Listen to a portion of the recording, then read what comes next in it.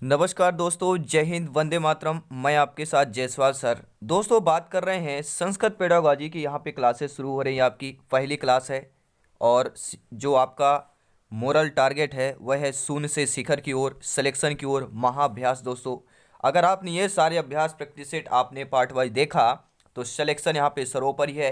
शिक्षा शास्त्र में 15 में से 15 नंबर लेकर आएंगे, ये गारंटी के साथ देता हूँ दोस्तों। हर एक आपका जो क्वेश्चन रहेगा, पैटर्न रहेगा, आपके सिलेबस अकॉर्डिंग एनसीईआरटी पर है।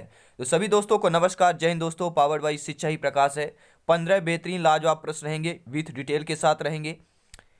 तो पहला प्रश्न आपकी स्क्रीन पर आप लोग देख पा रहे हैं, आपकी भाषा में प्रश्न रहेंगे जैसे आपके एग्जाम में आना है। ठीक है दोस्तों, पहला प्रश्न आपकी स्क्रीन पर। महाकवि कालिदासेन कति नाटकानि विरचितानि, यानी जो आपके महाकवि कालिदास जी हैं, इन्होंने कितने नाटक जो लिखे हैं? द्वि नाटक यानी दो नाटक, या एक नाटक, या चार चत्वार यानी चार, तीन यानी कि तीन। तो महाकवि कालिदास द्वारा जो है कितने नाटक लिखे गए हैं दोस्तों? तो इनके द्वारा जो है कितने, सभी लोग बताएंगे, तीन नाटक लिखे गए हैं। ठीक है, वो आपके कौन कौन से देखिए, सभी लोग देखिए। और तीन नाटक आपके कौन कौन से हैं, सभी लोग कमेंट करें अगर आपको पता है। ठीक है, महाकवि कालिदास से आपके वो नाटक कौन कौन से हैं? वह है अभिज्ञान शाकुंतलम, और आपका मालविकाग्निमित्रम और विक्रमो वर्षियम। ये तीन आपके नाटक हैं। और कालिदास द्वारा महाकाव्य दो हैं आपके, रघुवंशम है, कुमार संभवम है, गीत काव्य दो है, मेघदूतम, ऋतुसंहारम। ये जानना बहुत जरूरी, यहाँ से प्रश्न पूछे जाते हैं। दूसरा प्रश्न आपकी स्क्रीन पर है। मेरे सभी प्यारे मित्र वीडियो को लाइक कर देंगे एक बार। शिक्षा के चैनल को अगर पहली बार विजिट कर रहे हैं दोस्तों तो सब्सक्राइब करना मत भूलिएगा, ये आपका अपना परिवार है, अवर फैमिली है दोस्तों। दूसरा प्रश्न है, चतुर्विंशति सहस्त्री संहिता इति नामना कथम काव्यम प्रसिद्धम अस्ति, यानी कि दोस्तों जो चतुर्विंशति यानी कि 24। ठीक है, चतुर्विंशति मतलब क्या होता है? आपके संस्कृत में लिखा गया संख्या 24 होता है। ठीक है, चतुर यानी 24, विंशत यानी 20, 24 हो गया। तो 24 जो सहस्त्री संहिता है, इति नामना कथमम काव्यम प्रसिद्धम, किस नाम से, यानी कौन से नाम के कौन से काव्य के नाम से प्रसिद्ध है? रामायण काव्य से, महाभारतम, मनुस्मृति, या आपके पुराण काव्य से? तो किस काव्य के दोस्तों प्रसिद्ध है चतुर्विंशित सहस्त्री संहिता? सभी लोग जानते हैं, रामायण की बात करेंगे, पहला ऑप्शन सही हो जाएगा।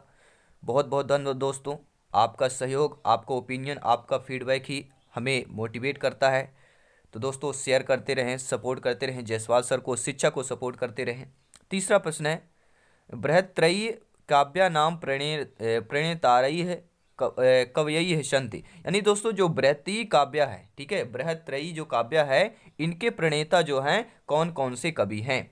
तो बृहत्त्रयी काव्य के प्रणेता आपके कौन कौन से कवि हैं? भारववी है, माघई है, श्रीहर्षि है, माधव हैं, और आपके कालिदास हैं, भास हैं, भारवी, श्रीहर्ष, कुमारदास, माघ है, भारवी, मुरारी। तो मतलब तीन है। ठीक है, बृहत्त्रयी इसका नाम इसीलिए पड़ गया है। बृहत्त्रयी काव्यों के जो प्रणेता है तीन कवि हैं, वो कवि आपके एक भारवी, माघ और श्रीहर्ष हो जाएंगे, यानी पहला ऑप्शन यहाँ पर सही हो जाएगा। बहुत बहुत धन्यवाद दोस्तों। अब एक सूक्ति दी गई है और रिक्त स्थान दिया गया है, इस सूक्ति को पढ़ना है और बताना है कौन से आंसर आएगा। उपमा कालिदासस्य भारवेर भारवेर गर्थ, आप ये कह सकते हैं कि भारवे अर्थ गौरम। ठीक है, आप विच्छेद कर भी पढ़ सकते हैं। तो उपमा कालिदासस्य भारवेर अर्थ गौरम दंडिनः पदा लालित्यम खालिस्तान है संति त्रयो गुणा है। मतलब एक इसमें जो खालिस्तान है ये आपको बताना है, जो कालिदास द्वारा है। मतलब इसका अर्थात बता देता हूँ दोस्तों। अर्थात मतलब होता है कि उपमा कालिदास की जो सुख्यात है, भारवी अपने अर्थ गौरव के लिए जो लब्ध प्रतिष्ठ है, तो दंडी के पास जो है पद लालित्य की संपदा है, लेकिन मांग के पास तीनों गुण हैं। तो मांग के पास वो तीन गुण हैं, किसके पास हैं तीन गुण? कौन से हैं सभी लोग बताएंगे। एक आपका है भारव, अर्थ गौरम, दंडिनः और पद लालित्यम। ये तीन गुण किसके पास है? तो मांग के पास ये तीन गुण हैं। ठीक है, कालिदास की उपमा में यह बताया गया है। तो यहाँ पे राइट ऑप्शन आपका डी ऑप्शन हो जाएगा। बहुत बहुत धन्यवाद दोस्तों। पावर्ड बाई शिक्षा ही प्रकाश से सभी मित्रों को जय हिंद, वंदे मातरम। दोस्तों यहाँ पर सिलेक्शन सर्वोपरि है, हर एक प्रश्न, हर एक कंसेप्ट आपके सिलेबस अकॉर्डिंग है। पांचवा प्रश्न देखिएगा, महाकवि दंडनी है रचना न विद्यते। हम बात कर रहे हैं महाकवि दंडनी की बात करते हैं, इनकी रचना न विद्यते। अब देखिएगा, ठीक है। संस्कृत में भी आपको ना और नस्ति ये दो चीज देखिए, कल अगर आपने पेडागोजी की ट्रिक वाली वीडियो नहीं देखी है तो कल हमने वो ट्रिक लगाए थे, कुछ आपके टैग वर्ड शब्द भी बताए थे। अगर ये शब्द को इससे रिलेटेड आता है तो वीडियो जरूर देखिएगा दोस्तों, बहुत ही हेल्पफुल रहेगा आपको समझने के लिए। तो महाकवि दंडनी रचना न विद्यते हो जाएगा। तो न विद्यते मतलब महाकवि दंडी द्वारा कौन सी रचना नहीं की गई है, तो काव्यदर्श है, ठीक है, अवंति सुंदरी कथा, वासव दत्ता या दस कुमार चरितम। तो दोस्तों महाकवि दंडी की द्वारा जो रचना है आपकी काव्यदर्श है, और आपकी अवंत सुंदरी कथा है, और आपकी दस कुमार चरितम, ये तीन है। लेकिन वासव दत्ता महाकवि दंडी की रचना नहीं है। तो ये प्रश्न आता है कि वासव दत्ता किसकी रचना है, तो वासव दत्ता दोस्तों आपकी किसकी रचना है, सुबंधु की रचना है। सभी लोग नोट कर लेंगे। टेलीग्राम से जरूर जुड़ें पीडीएफ फाइल नोट्स पाने के लिए दोस्तों। अगला प्रश्न देख लेते हैं, स्क्रीन पर है, शमानी व आकृति है खालिस्तान हृदयानि वह। ये मंत्र दिया गया है, एक मंत्र है, शमानी व आकृति हृदयानि वह मंत्राश रिक्त स्थानम समुचित पदेन पूर्यत। चार पद है, जो समुचित पद हो वह आपको पूर्ण करना है यहाँ पे, ठीक है। समा नाम आएगा, शमानय आएगा, क्षमा नाम ही आएगा, या समाना आएगा, ठीक है। तो राइट ऑप्शन क्या हो जाएगा, शमानी व आकृति है, क्या हो जाएगा दोस्तों, शमाना हृदयानि वह। डी ऑप्शन यहाँ पे क्या हो जाएगा, सही हो जाएगा। और इस क्वेश्चन का अर्थ है कि हमारे बीच में समान हो, सबके हृदय मन में चित्त एक हो, जिससे हम सबका मन शुद्ध क्या हो, सुंदर हो। तो हमारे बीच समान हो, शमानी व आकृति मतलब हमारे बीच सब कुछ समान होना चाहिए, सबके हृदय मन चित्त एक होना चाहिए, जिससे हम सबका क्या है, मन सुंदर। अगर आप अच्छा सोचते हैं, अगर आप अच्छा क्रिएटिविटी करते हैं, अगर आप अच्छा सोचेंगे तो आपकी सोच भी और आपका मन भी सुंदर होता है और स्वच्छ होता है। सातवां प्रश्न है, नाट्यशास्त्रम केन विरचितान। तो नाट्यशास्त्र के रचयिता कौन है भैया, आपके आनंदवर्धन है, मम्मटेन है, अभिनव गुप्त जी हैं, या भरतेन है। सभी लोग नोट करेंगे। आपका फीडबैक, आपका कमेंट, और अंत में चाहूँगा 15 में से आपका भी स्कोर क्या है, अपना ओपिनियन जान सकते हैं कि आपकी कितनी तैयारी है दोस्तों, फीडबैक देते रहें। तो नाट्यशास्त्रम केन विरचितम, नाट्यशास्त्र के रचयिता आपके भरतेन कहलाते हैं। क्या होगा, भरतेन यानी कि भरत मुनि। डी ऑप्शन सही हो जाएगा। अगला प्रश्न क्या पूछा जा रहा है, पठन कौशलस्य विधि वर्तते। अब पठन कौशल विधि कौन कौन सी होती है, अक्षर विधि कहलाती है, शैक्षिक भ्रमण विधि कहलाती है, आपकी कथन विधि कहलाती है, या आपकी अव्यक्ति विधि कहलाती है। तो आपका कमेंट, आपको ओपिनियन चाहूंगा कि पठन कौशल विधि वर्ते। देखिए पठन कौशल का उद्देश्य क्या होता है, पठित्वा अर्थ ग्रहणम, ठीक है। पठन कौशल का उद्देश्य होता है रीडिंग स्किल्स का कि पठित्वा अर्थ ग्रहणम, यानी लिखित रूप में विद्यमान अंश को पढ़कर उसका भाव ग्रहण करना ही पढ़ना कहलाता है। तो पठन कौशल पढ़ेंगे भैया क्या, जब कुछ लिखा होगा, ठीक है, अक्षर होंगे, वर्ण होंगे, कुछ लिखा होगा, तब तो आप पढ़ेंगे। यानी पठन कौशल विधि वर्ते क्या हो जाएगा यहाँ पे, आपकी अक्षर विधि कहलाएगी, ठीक है। और आगे आने वाले जो प्रश्न इससे रिलेटेड पूछे जाते हैं, पठन कौशल के उद्देश्य हो गए, इनके प्रकार। देखिए पठन दो प्रकार का होता है, एक होता है व्यक्तिगत पठन, दूसरा होता है सामूहिक पठन, ठीक है। और पठन के स्वर की अभिव्यक्ति की दृष्टि से भी दो प्रकार के होते हैं। स्वर की दृष्टि से देखिए तो एक होता है सस्वर पठन और एक होता है मौन पठन, ठीक है। और सस्वर पठन के भी तीन प्रकार होते हैं। एक होता है आपका आदर्श वाचन, यानी शिक्षक के द्वारा जो किया जाता है। दूसरा होता है आपका अनुकरण वाचन, जो छात्रों के द्वारा होता है, छात्र अनुकरण करते हैं। और तीसरा होता है आपका संवेद वाचन, जो समूह छात्रों के द्वारा होता है, ठीक है। तो ये सारी डिटेल है। अगला प्रश्न देख लेते हैं। अगले जो क्लासेज क्वेश्चन आएंगे वहाँ पर देखेंगे, सारे प्रश्न हम देखने वाले हैं आगे आने वाले क्लासेज में। तो प्रस्तावना विषयोप स्थानम तुलना सामान्यकरणम प्रयोगस्य ऐसा पंचपदी केन प्रस्तुत है। यानी दोस्तों प्रस्तावना विषयोप स्थानम तुलना सामान्यकरण प्रयोगस्य ऐसा पंचपदी केन, मतलब देखिए कुछ शब्द होते हैं हमें संस्कृत में कन्वर्ट करना नहीं आता, समझना नहीं आता, फिर भी हम इन प्रश्नों को कैसे करते हैं। अब देखिए सभी लोग समझते हैं, प्रस्तावना लिखा है, विषयोपस्थानम जानते हैं, तुलना जानते हैं, सामान्यकरण जानते हैं, प्रयोग जानते हैं, प्रयोगस्य मतलब प्रयोग करना। तो ये पंचपदी केन प्रस्तुत है, मतलब हमें कुछ नहीं देखना, अब आ गया पंचपदी।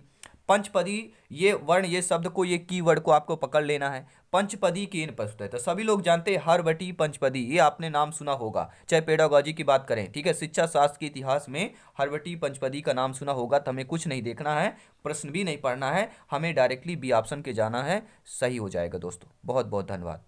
अब देखते हैं अगला प्रश्न। अगला प्रश्न ध्यानपूर्वक देखिएगा। यस्मिन् काव्य विधौ शिक्षकै पूर्वं शब्दानां व्याख्यानां करोति ततः परम श्लोकस्य अर्थम कथयति सह विधि केन नामना कथित है। अर्थात दोस्तों यस्मिन काव्य विदो शिक्षक। जब काव्य विधा में शिक्षक जो है पूर्व शब्दों की व्याख्या करता है, जब काव्य विधा नहीं काव्य पढ़ता है, जब आप लोग भावी अध्यापक अध्यापिकाएं हैं, शिक्षक बंधु है, जब आपका सिलेक्शन होगा, ठीक है, अध्यापक पद पे आप नियुक्त होगी, बच्चों के क्लास में कक्षा में पढ़ाने जाएंगे, ठीक है, तो काव्य विधा जब आप पढ़ा रहे हो तो उसके पहले क्या होते हैं, शब्दानाम व्याख्याम करते, कुछ शब्द होते हैं उसकी आप व्याख्या करते हैं। इसके बाद क्या है, श्लोक का अर्थ बताते हैं। तो यह विधि कौन से नाम से जानी जाती है, यह बोली जाती है, ठीक है, जो पूर्व शब्दानाम पहले कुछ शब्दों को व्याख्या करते हैं फिर श्लोक का अर्थ बोलते हैं, तो ये विधि किस नाम से जानी जाती है, दंडान्वय विधि, खंडान्वय विधि, व्याख्या विधि, गीता विधि। सभी लोग कमेंट कीजिएगा। तो ये विधि दोस्तों जानी जाती है आपकी, क्या हो जाएगा यहाँ पे, दंडान्वय विधि की बात करेंगे, ठीक है। तो राइट ऑप्शन क्या हो जाएगा, दंडान्वय विधि। और दंडान्वय विधि आपकी दोस्तों, ठीक है, किस नाम से जानी जाती है, यह व्याकरण के नाम से भी जानी जाती है। और संस्कृत एक संश्लेषात्मक भाषा है आपके दंडान्वय विधि में।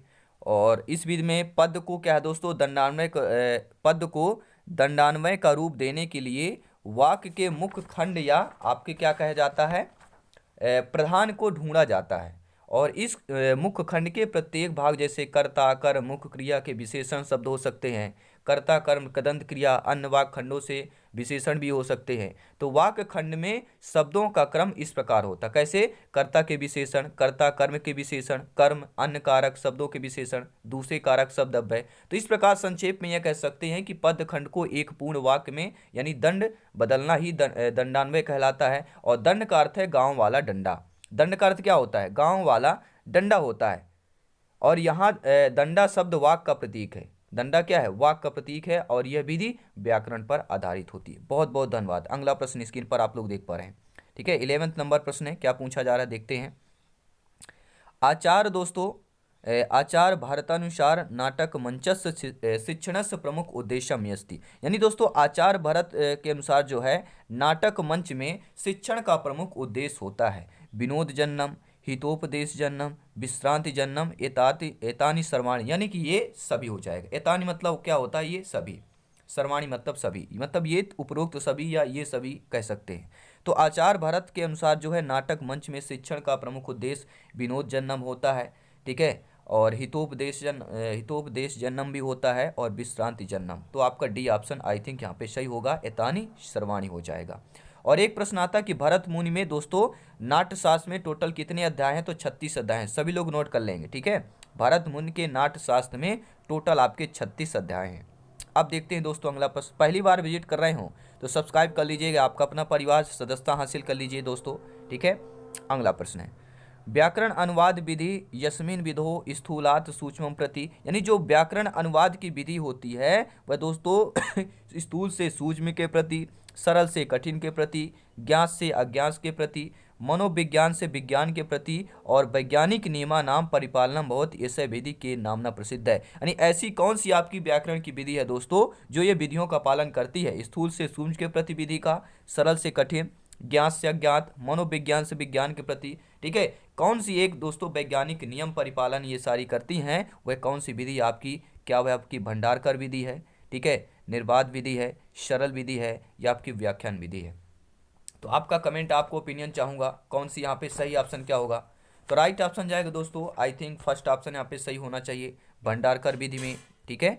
बहुत बहुत धन्यवाद। अब देखते हैं अगला प्रश्न स्क्रीन पर है, 2-3 प्रश्न और ध्यानपूर्वक देखते हैं।